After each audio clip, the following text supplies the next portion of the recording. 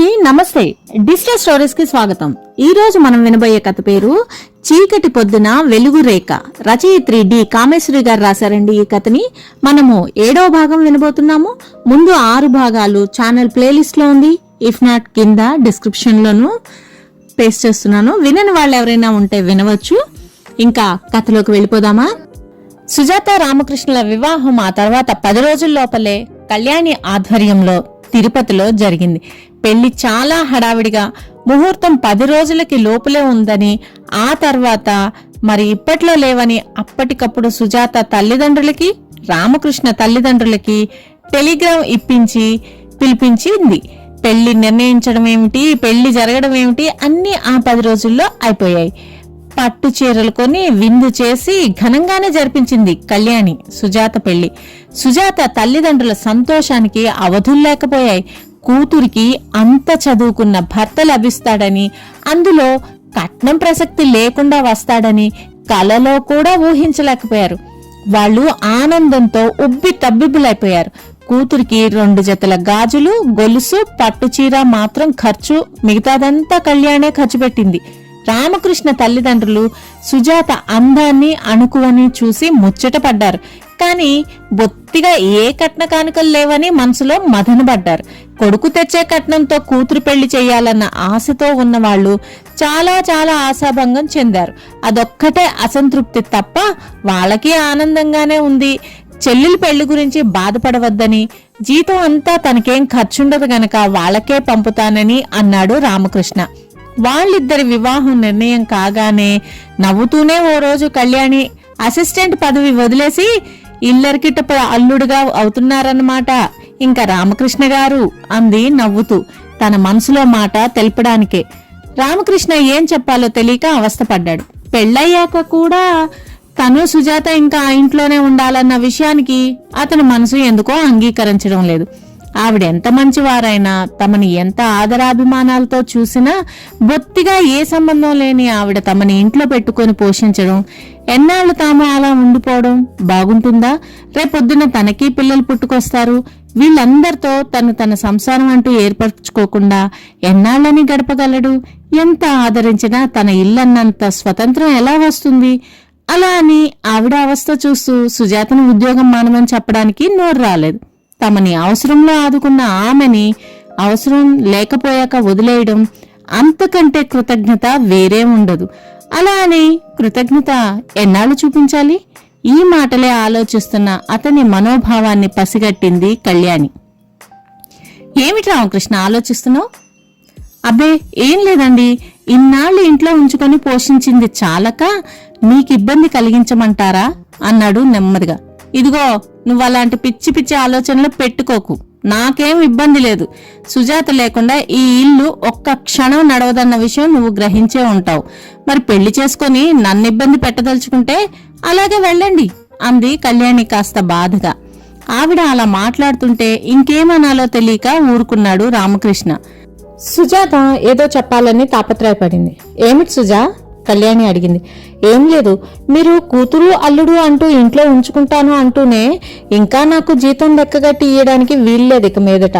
అందుకు మీరు ఒప్పుకుంటేనే, మమ్మల్ని మీరు కూతురు అల్లుడు అనుకున్నప్పుడు నేను జీతానికి పనిచేస్తానా? ఇంట్లో ఉంటాను, నాకేం జీతం ఇవ్వడానికి వీల్లేదు నిష్కర్షగా అంది సుజాత.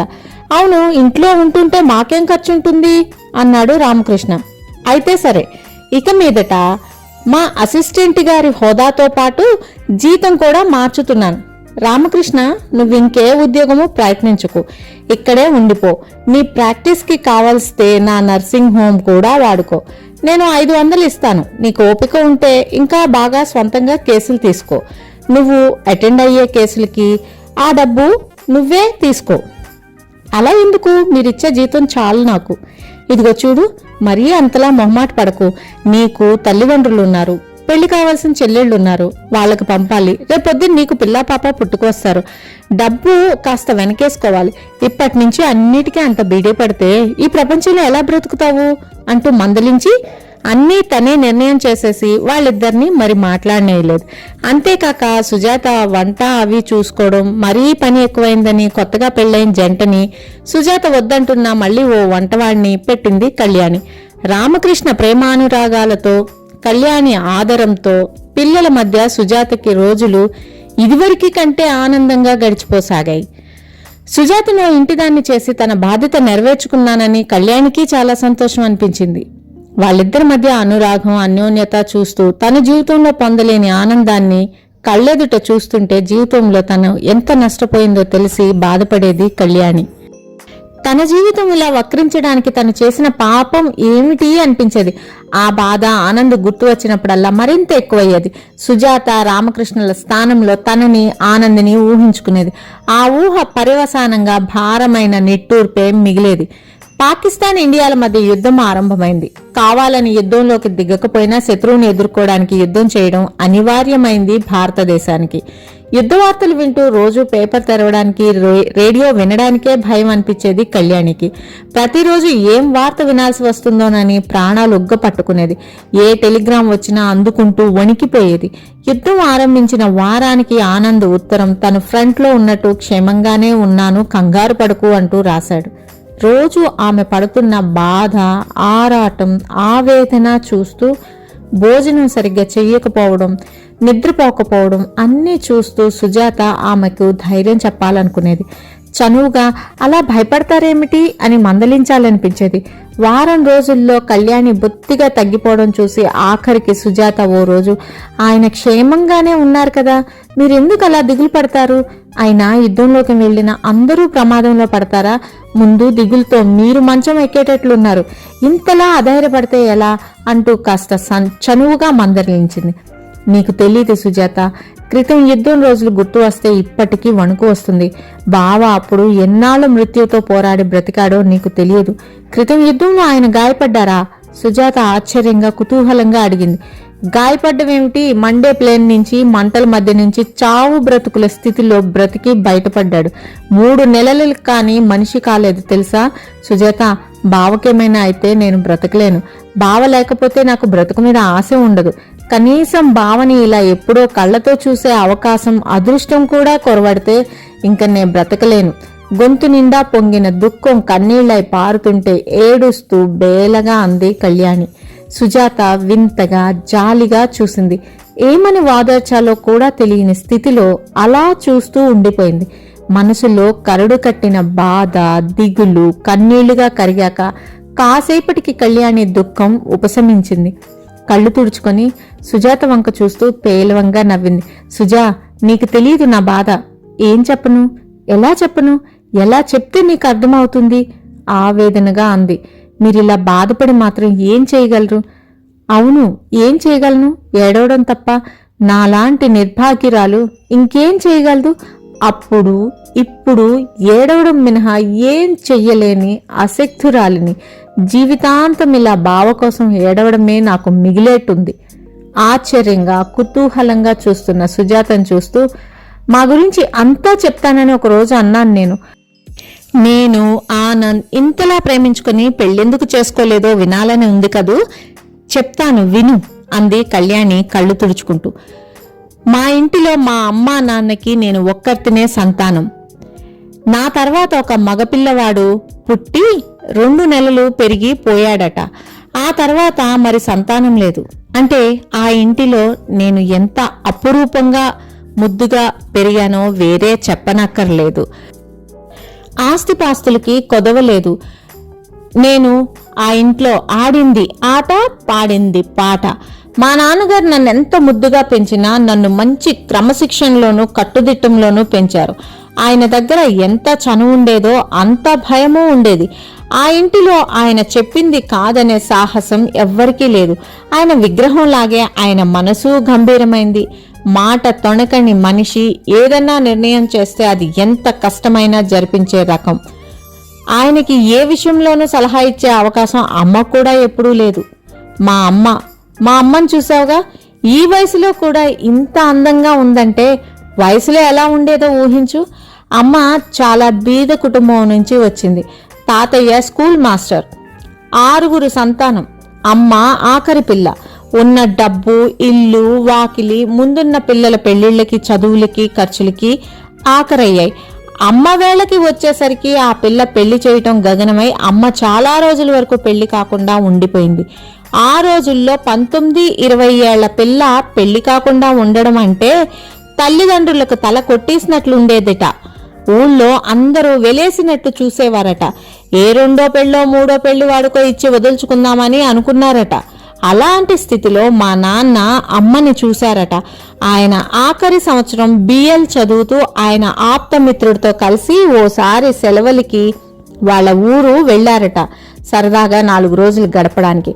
ఆ స్నేహితుని ఇంటి పక్కన ఉన్న మాస్టారి కూతుర్ని చూసి ఆమె అందానికి మొదటి చూపుల్లోనే ఆకర్షితులయ్యారుట. స్నేహితుని ద్వారా వివరాలు తెలుసుకొని జాలిపడ్డారట. ఆమె అందాన్ని చూసి చేసుకోవచ్చు, వెధవ డబ్బు ఎందుకు అన్న ఆలోచన వచ్చి స్నేహితునికి మనసు విప్పి చెప్పారట. నాన్న లాంటి గొప్పింటివాడు, చదువుకున్నవాడు తన కూతుర్ని పెళ్లాడతాననేసరికి తాతయ్య ఆనందంతో నోటమాట రాక ఏడ్చేశాడట.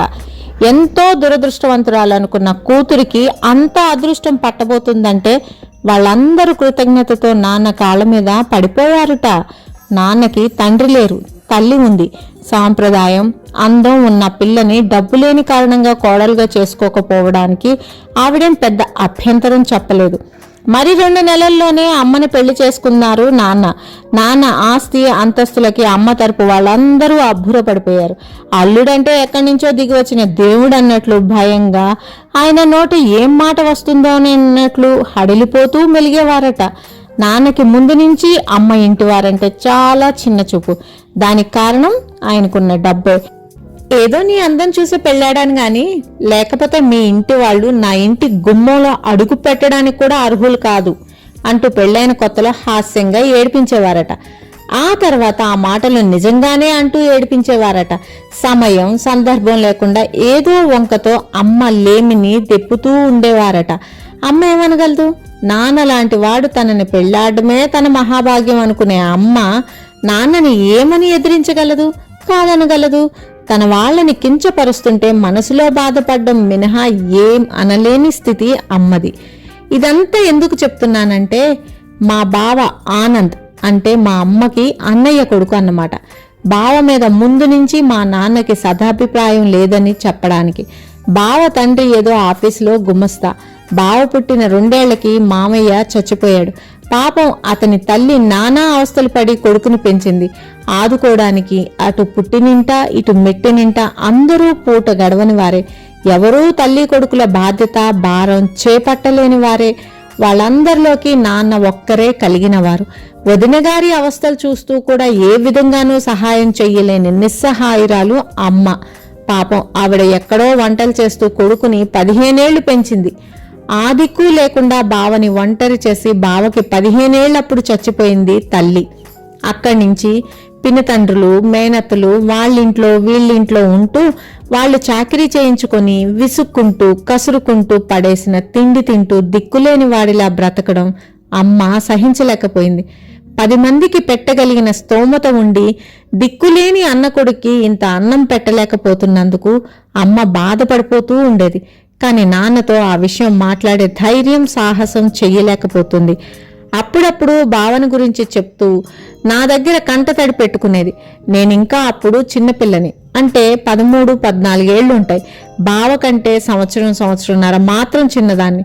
పరిస్థితులు పూర్తిగా అర్థం చేసుకోలేకపోయినా అమ్మ బాధపడుతుంటే బావని తీసుకొస్తానని నాన్నతో చెప్పకూడదమ్మా, అంత భయం ఎందుకు అంటూ అమ్మని ఓదారుస్తూ దబాయింపుగా మాట్లాడేదాన్ని. నీకు తెలీదమ్మా, మీ నాన్నగారికి మా వాళ్ళంటే ఎంత చిన్న చూపో. అలాంటి దిక్కు మొక్కు లేని వాణ్ణి ఇంట్లో తెచ్చిపెట్టుకోవడానికి మీ నాన్నగారికి ఏం అవసరం? ఒప్పుకోరమ్మా అనేది దీనంగా. అడిగి చూడమ్మా, బావ ఉంటే నాకు తోడుగా ఉంటుంది. ఇంట్లో ఒక్కరిని తోచడం లేదమ్మా. బావ ఉంటే చక్కగా ఇద్దరం కలిసి చదువుకుంటాం. పోనీ నాన్నని నేను అడగనా అన్నాను. అమ్మ సందేహిస్తూ నీ చేత అడిగించాననుకొని కోపగిస్తారేమో అంది.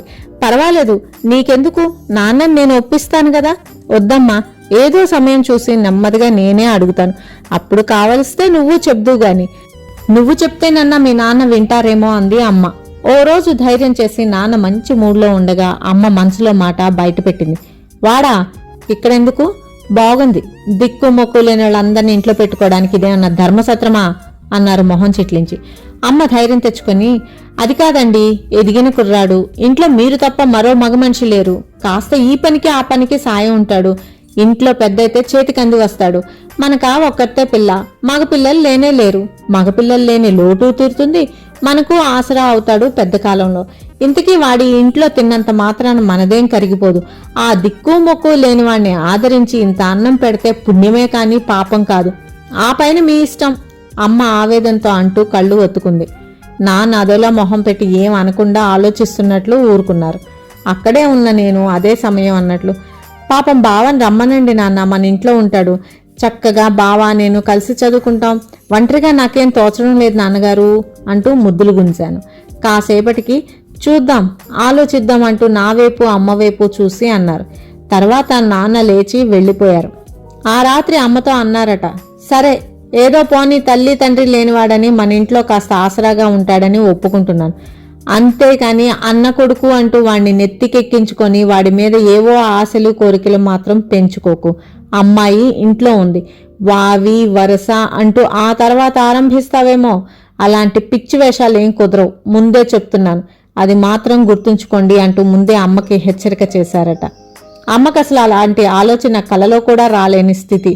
ఆ మాటే అమ్మ అందిట. ఆ విషయం అమ్మ నాతో చెప్పలేదు, ఆ తర్వాత ఎప్పుడో చెప్పింది. మొత్తం మీద ఏమైతేనే నాన్న ఒప్పుకున్నారు. అమ్మ బావకు ఉత్తరం రాసి వెంటనే వచ్చేయమంది. నెల రోజుల లోపలే బావ మా ఇంటికి వచ్చేశాడు. బావని చూసావుగా, ఎంత మంచి పర్సనాలిటీనో, ఎంత అందంగా ఉంటాడో నువ్వే చూసావుగా. అమ్మ ఇంట్లో వాళ్ళందరిది పచ్చని పసిమి రంగు, మామయ్య 6 అడుగుల పొడుగుతో పచ్చగా ఉండేవాడు, బావ అచ్చు తండ్రి పోలిక. మా ఇంటికి వచ్చేసరికి 15 ఏళ్లు నిండి ఉంటాయి. అప్పటికే బాగా పొడుగ్గా ఉండేవాడు. వయసుకి తగ్గ గడుస్తనం లేకుండా చాలా అమాయకంగా భయంగా దిగులుగా దీనంగా ఉండేవి ఆ కళ్ళు. బహుశా చిన్నప్పటి నుంచి పడ్డ కష్టాలు, లోకంలో ఒంటరి అయిపోయిన దైన్యత ఆ 15 ఏళ్ల అబ్బాయి ఆత్మవిశ్వాసాన్ని హరించి ఉంటాయి. చిన్నప్పుడే తండ్రి పోవడం, తల్లి పడ్డ కష్టాలు, ఆ తల్లి ఏకాకించేసిపోవడం, వారి వీరి పంచనపడి బ్రతుకీడవడంతో బ్రతుకు మీద భయం పుట్టినట్లు ఆ కళ్ళల్లో ప్రతిదానికి బెదురు కనిపించేది. కూచుంటే నిల్చుంటే ఏం తప్పోనన్నట్లుగా బితుకుమని చూసేవాడు. అందులో మా నాన్న గురించి అందరి దగ్గర నుంచి వినే ఉన్నాడు కనుక నాన్నంటే మరీ భయపడేవాడు. పులి ఎదుట నిలబడ్డ మేకపిల్లలా గజగజలాడేవాడు. తన దైన్య స్థితి తనకు తెలుసు. ఆ ఇంటి వాళ్ల దయాదాక్షిణ్యాల మీద ఆధారపడిన సంగతి అనుక్షణం గుర్తున్నట్లు వదిగి మెదిలేవాడు ఇంట్లో. బావని చూస్తే అప్పుడు నాకు చాలా ఆశ్చర్యంగా ఉండేది. బావ ఇంత పిరికివాడేమిటి అనిపించేది. అమ్మా నాన్నల మధ్య అపురూపంగా పెరిగిన నాకు దిక్కు మొక్కు లేని బావ దైన్య స్థితి పిరికితనంగా కనబడడంలో ఆశ్చర్యమేముంది? అంతకంటే లోతుగా ఆలోచించే వయసేది? బావ నాకంటే పెద్దవాడైనా నాతో పాటే మెట్రిక్ చదువుతున్నాడు. తల్లిపోయిన గొడవల్లో ఆ ఏడు అతని పరీక్ష పోయింది. నాతో పాటు చదువుకునేందుకు మాట్లాడేందుకు నా ఈడు వాడు తోడయ్యాడన్న ఆనందం తప్ప మరో ఆలోచన లేని వయస్సు అది. అన్నాళ్ళు ఒంటరిగా ఇంట్లో ఉండి విసిగిపోయిన నేను బావ తోడయ్యేసరికి మహా సంతోషించి అస్తమానం బావతో కబుర్లేసుకుని కూర్చునేదాన్ని. బావ అయితే మహా మొహమాట పడేవాడు. నాన్న ఆ చుట్టుపక్కల ఉంటే పిల్లిలా ముడుచుకొని ఆ అని కూడా అనేవాడు కాదు. ఏమిటి బావా సరిగ్గా మాట్లాడు, నేను ఇలా వాగుతుంటే జవాబు చెప్పవేం అని దబాయించేదాన్ని. బావ బెదురుగా చూస్తూ, ఏం చెప్పను, మనం ఇలా మాట్లాడుతుంటే మీ నాన్న చదువుకోలేదని తిడతారు, వెళ్ళి చదువుకో అనేవాడు నెమ్మదిగా. అబ్బా చదువు ఎప్పుడు ఏం చదువుతాను, నువ్వు మాట్లాడకపోతే పో, నాకేం ఫ్రెండ్స్ లేరా ఏమిటి అని కోపంగా అలిగిపోతుండేదాన్ని. బావ అలా భయపడ్డానికి కారణం ఉంది. మేమిద్దరం ఎప్పుడు మాట్లాడుకుంటున్నట్లు కనపడినా నాన్న, ఏమిటమ్మా ఎప్పుడు కబుర్లేనా, చదువులేదా ఏమిటి అని నన్ను కాస్త విసుగ్గా మందలిస్తూ బావ వైపు ఉరిమి చూస్తూ, మరేం పని పాటు లేదా ఏమిటి, ఈ ఏడైనా పరీక్ష గట్టెక్కించాలని లేదా, ఆడపిల్లలతో చేరి ఆ కబుర్లేమిటి, పోయి చదువుకో, లేదంటే ఏదన్నా పని ఉంటే చెయ్యి అని కసురుతూ ఉండేవారు. పాపం బావ మొహం చిన్నపుచ్చుకుని అక్కడి నుంచి లేచి వెళ్లిపోయేవాడు. అప్పుడే కాదు, ఎప్పుడు నాన్న కనిపించినా బావ భయంతో బీసుకుపోయేవాడు. అన్నం తింటున్నప్పుడు నాన్న వంటింటి ఛాయలకి వస్తే నోట్లో ముద్దలు కూరుకొని గబగబా వెళ్లిపోయేవాడు. కాఫీ తాగుతుంటే నాన్నను చూసి ఏదో తప్పు పనిచేసినట్లు గ్లాస్ కింద పెట్టేసేవాడు చప్పున. అద్దంలో చూస్తూ తల దువ్వుకోవడం కూడా ఓ నేరం అన్నట్లు నాన్న ఆ వైపులకు రాగానే సగం దువ్వుకుంటూనే వదిలి వెళ్లిపోయేవాడు. బావ భయానికి తగ్గట్టు నాన్న ఎప్పుడు బావని చూడగానే మొహం చిటపట్లాడించేవారు. ఎప్పుడు ఖాళీగా కనిపించినా అది చేసావా ఇది చేసావా అంటూ ఏదన్నా వంక దొరికితే తిడదామన్నట్లుగా చూసేవాళ్ళు. మొత్తం మీద ఆ ఇంట్లో బావ స్థానం చాలా హీనంగా ఉండేది. బావ వచ్చాక ఆ పని ఈ పని చేయడానికి మంచి నౌకరు కుర్రాడు దొరికినట్లు ఫీల్ అయ్యేవారు. తల్లి తండ్రి లేని కుర్రాడు ఇంకొకళ్ళి దయాధర్మం మీద బ్రతకాల్సి వచ్చినప్పుడు అంతకంటే ఆదరాభిమానాలు ఎక్కడా లభించవనుకుంటాను. దానికి ఆ జీవితం క్రమంగా అలవాటైపోయి మా నాన్న ప్రవర్తనకి అట్టే బాధపడేవాడు కాదు. లేక తన పరిస్థితిని అర్థం చేసుకుని అంతకంటే గత్యంతరం లేదని సహిస్తూ ఉండేవాడు ఏమో. ఆ ఇంటిలో అమ్మ నేను చూపే ఆదరణ ఒక్కటే బావకి కాస్త ఓదార్పు. అమ్మ నాన్న ఎదుట బావతో ముభావంగా అట్టే అనుబంధం లేనట్లే ప్రవర్తించేది. కానీ చాటుమాటుగా బావని ఆప్యాయంగా పలకరించడం, అభిమానంగా ఇది అది పెట్టడం, స్నానం చేయరా నాయన తలంటు తానురా అంటూ నాన్న లేనప్పుడు ఆప్యాయత చూపించేది. భోజనం విషయంలో కూడా సాధ్యమైనంత వరకు నాన్న ఎదుట బావకి అన్నం పెట్టేది కాదు. అలాగే ఎలాగో అన్న కొడుకుని ఆదరిస్తూ నాన్నని ఎదిరించకుండానే బావకి ఆ ఇంట్లో ఆశ్రయం ఇచ్చింది అమ్మ. కొడుకులు లేని అమ్మకి బావ మీద పుత్రవాత్సల్యం ఉన్నా, కొడుకుగా దత్తత చేసుకుందామనే కోరిక ఉన్నా నాన్న అంగీకరించరని తెలిసి ఆ ఆశ తన మనసు వరకే పరిమితం చేసేసుకుంది అమ్మ. బావ వచ్చిన ఏడాది వరకు ఏదో కలిసి మాట్లాడుకోవడం, ఓ ఇంట్లో ఉన్న చనువు తప్ప బావ మీద పెద్ద అభిమానం ప్రత్యేకంగా ఏం ఉండేది కాదు. అప్పుడప్పుడు బావ పరిస్థితి చూసి జాలి మాత్రం కలిగేది. నాన్న ఏ విషయానికన్నా తిడుతున్నప్పుడు కోపగించినప్పుడు బావ మీద జాలేసేది. చాతనైన రీతిగా ఓదార్చేదాన్ని. బావ నేను ఆ ఏడాది స్కూల్ ఫైనల్ పాస్ అయ్యాం. నాకు ఫస్ట్ క్లాస్ వచ్చింది. బావ మామూలుగా పాస్ అయ్యాడు. బావకు ముందు నుంచి చదువులో అంత చురుకులేదు. బావకి చదువులో లేని అభిలాష, అభిరుచి కవిత్వంలోనూ పెయింటింగ్లోనూ ఉన్నాయన్న విషయం నాకు చాలా రోజులకు కానీ తెలియలేదు. ఇద్దరం కాలేజీలో చేరాం. బావ చదువు మీద మనసు లగ్నం చేయలేకపోయేవాడు. పుస్తకాలు ముందేసుకొని ఎటో కలలు కంటున్నట్లుగా చూస్తుండేవాడు. లేదు ఏదో కాగితం మీద పిచ్చి బొమ్మలు వేస్తూ ఉండేవాడు. ఏదేదో రాస్తూ ఉండేవాడు. చదువు బావా, చదవకపోతే ఎలా పాస్ అవుతావు అంటుండేదాన్ని నేను చదువుకుంటూ మధ్య మధ్యలో. ఈ చదువులు నేను చదవలేని కళ్యాణి, నా మనసు ఈ చదువుల మీద లేదు అనేవాడు అదోలా దిగులుగా బాధపడుతూ. అదేమిటి బావా, చదవకుండా ఎలా పాస్ అవుతావు? ఏదో ఉద్యోగం దొరకాలంటే కనీసం ఏదో ఒక డిగ్రీ అన్నా ఉండాలి కదా అనేదాన్ని. అవును కళ్యాణి, ఏదో ఒక డిగ్రీ తీసుకుని నా పొట్ట నేను పోసుకోగలిగే ఉద్యోగం సంపాదించుకొని అప్పటికైనా మనిషిగా బ్రతకడానికైనా చదవాలి అనిపిస్తుంది. కానీ నా దృష్టి చదువు మీదకి మళ్ళడం లేదు. ఏం చేయమంటావు? మరి దేని మీద ఉంది? ఆశ్చర్యంగా అడిగాను. ఏమిటో పిచ్చి పిచ్చిగా పద్యాలు రాయాలని, కవితలు అల్లాలని, మంచి బొమ్మలు గీసుకుంటూ కూర్చోవాలి అనిపిస్తుంది. ఏదన్నా చదువుతుంటే కవిత తడుతుంది. అది రాసే వరకు మనసు నిలవదు. ఏ లెక్కలో చేస్తుంటే నా చేతులు నాకు తెలియకుండానే ఏదో బొమ్మలు గీస్తుంటాయి. నువ్వు బొమ్మలు గీస్తావా? పొయిట్రీ రాస్తావా? నాకు తెలియనే లేదే. ఏవి? ఏమన్నా చూపించు ఆశ్చర్యంగా ఉత్సాహంగా అడిగాను. ఏదో అంత మంచి బొమ్మలు కావలే కళ్యాణి, రంగులవి ఉంటే ఇంకా బాగా వస్తాయి. మామూలుగా పెన్సిల్తో వేస్తే ఏం తెలుస్తుంది?